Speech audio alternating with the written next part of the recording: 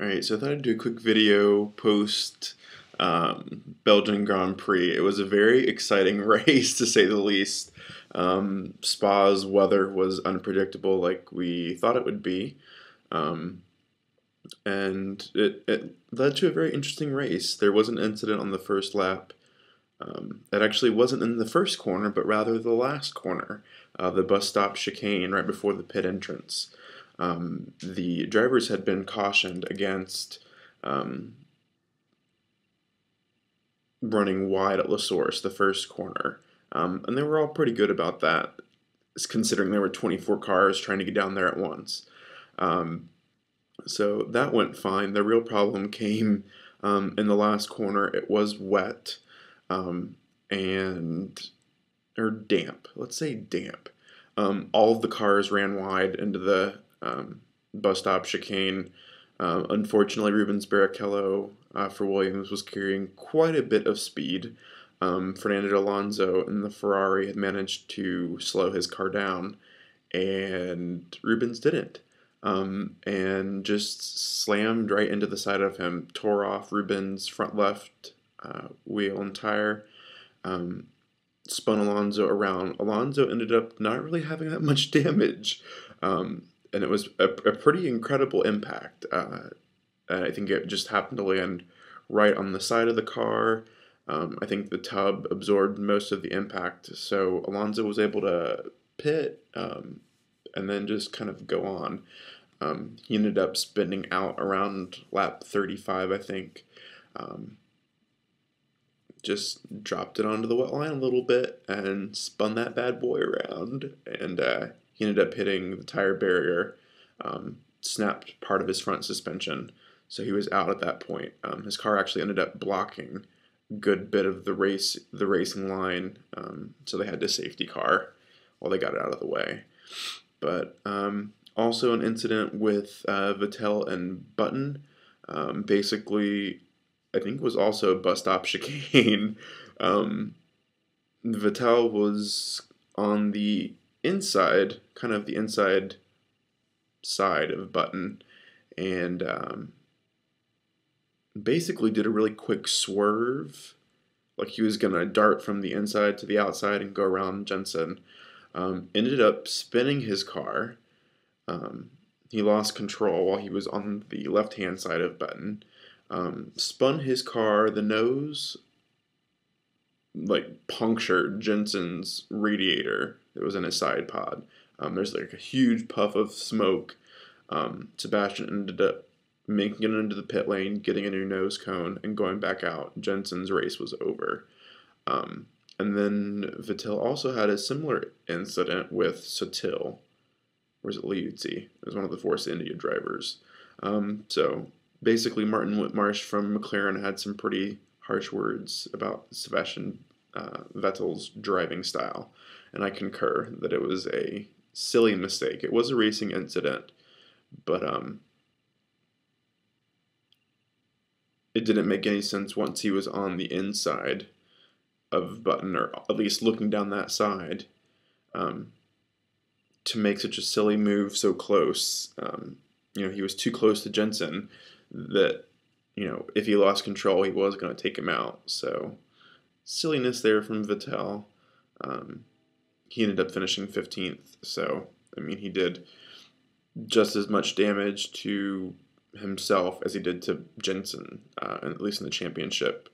And the constructors, they both walked away with 0 points. But speaking of points, Lewis Hamilton, I haven't gotten to the winner. Lewis Hamilton did win the Grand Prix. Mark Webber had a really bad start, and as the replay later showed, basically his car kicked into anti-stall in the grid. So he had a hard time getting off the line. But he was first. Mark Webber ended up second after Jensen and Sebastian tussled. Robert Kubica was third, which is great. He had started third, he finished third, and it was perfect for him. He had a really good race. I'm looking at the fastest lap times right now. He was about 8/10 off of Lewis. Mark Webber was only 3/10 back. So Mark and Lewis had very similar cars as far as pace is concerned. There is, at least on the BBC, there was a bunch of speculation that um, Red Bull has changed their front wing and or floor setup to pass the more stringent rules, both here and then at Monza's when the floor rules kick in. Um, and so maybe they won't be quite as dominating in higher downforce situations. It'll be interesting to see what happens over the next few races. Um, but with the win, Lewis moves in to the championship lead, and I have to highlight some crazy drives. Robert Kubica, I think, did great. Massa had a really good drive. Satil was great with Force India. He put up really good fights. It was great seeing him, give him a run for their money. Rosberg, who started 14th, ended up, what is that, 7th? 6th. He was back there after a penalty gearbox, I want to say. Gearbox penalty. And Schumacher was back in 21st after getting his 10 place drop after the Hungary incident. He ended up 7th, so he made up 14 spots, and he joked afterwards. There was another race, apparently in the past, where at Spa he made up 15 or 16 points, and he joked that he was getting old and not quite on his game because he only made up 14 points, but a stunning drive. And same thing from Kobayashi. Started 17th, ended 8th, and Petrov 13th up to 9th. So incredible drive. Pedro de la Rosa, same thing, 24th to 11th.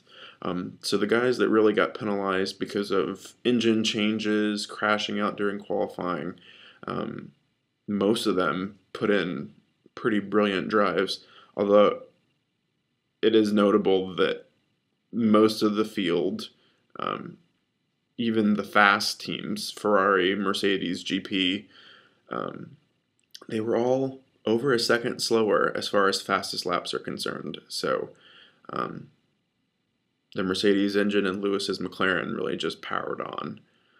And but yeah, that was pretty much it.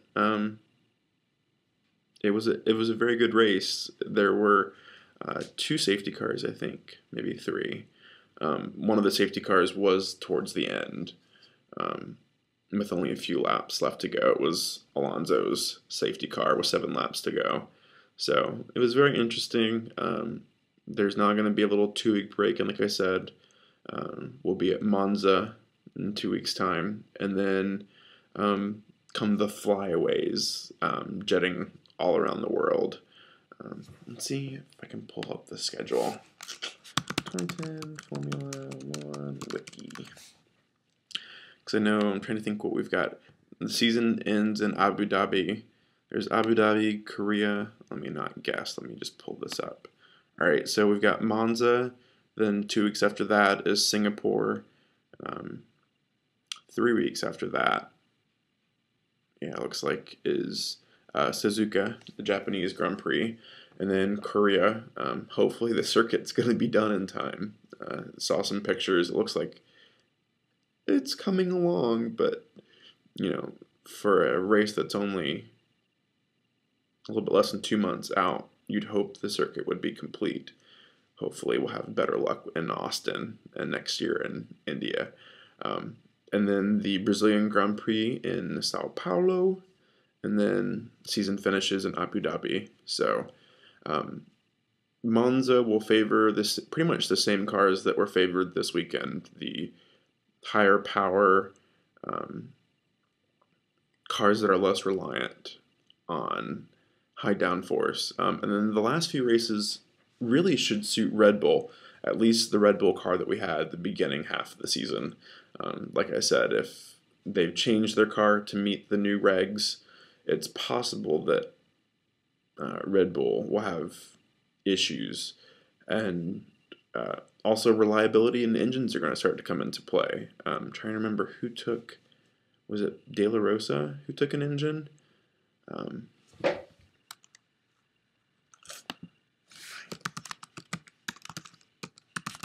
I have a hard time remembering who's done what. Ninth engine. News.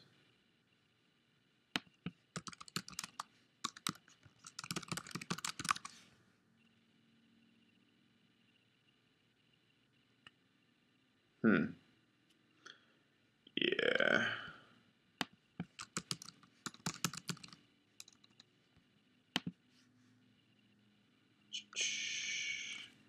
Yep, it's not coming up. Anyway, somebody took a ninth engine, and the engine regs are such that um, once you take, I think I was reading this, once you take the ninth engine, that engine cannot be used in a race. So you can use engines 1 through 8 whenever you'd like, reuse them. But after your 8th engine, you can only use a new engine during a race if you take that engine specifically for that race. So I'm thinking it was Pedro de la Rosa. I'm having a hard time remembering who took the ninth engine. But anyways, he can't use that ninth engine during a race. So if his engines 1 through 8 are not suitable for races, he can't use his ninth, so he'd have to take a 10th, which is another, it's 5 places on the grid for which you take the engine. And as we know, reliability towards the end of the season, engines that are being reused, stretching mileage on engines, so reliability could come into play. And Red Bull's no stranger to reliability issues. We don't need to see their engines leaking oil out onto the grid. So, anyways, that will be interesting to see. See you guys in 2 weeks in Monza.